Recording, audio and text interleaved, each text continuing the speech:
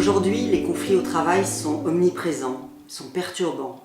Ils génèrent du stress, des risques psychosociaux. Pour les employeurs, les conflits ont un coût, pas seulement en termes économiques, mais aussi en termes d'image et d'efficacité.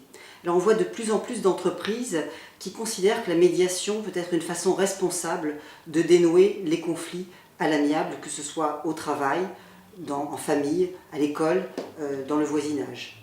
Alors évidemment, cette méthode de la médiation ne s'improvise pas et nous avons voulu dans notre guide justement rendre la médiation accessible à tous les acteurs de la prévention dans les entreprises, mais aussi aux médiateurs non professionnels.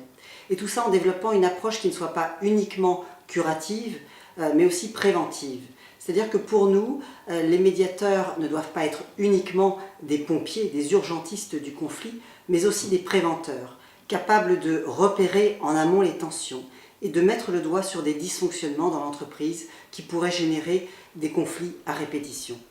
Donc nous avons vraiment voulu avoir une approche non conceptuelle et très pratique de la médiation et nous développons cela dans nos formations universitaires autour des risques psychosociaux et de la médiation au travail. Cet ouvrage est avant tout un guide pratique qui constitue une véritable boîte à outils dans laquelle on trouvera un processus d'accompagnement mixant entretien individuel, atelier et plan d'action, une méthode de conduite d'entretien très simple, en 7 étapes, une approche de médiation hors les murs.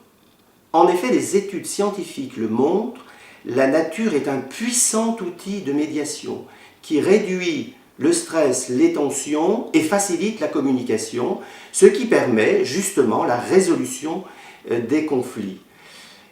Et on trouvera aussi des guides d'entretien, des fiches conseils, des fiches mémo et beaucoup d'outils créatifs, comme notre jeu de cartes Mieux travailler ensemble, qui aide vraiment à dédramatiser des situations de travail difficiles et à co-construire le changement. On le voit bien sur le terrain, tout cela permet de retrouver le juste équilibre entre bien-être au travail et performance. Et au fond, ça profite à tous, aux individus et à l'organisation tout entière.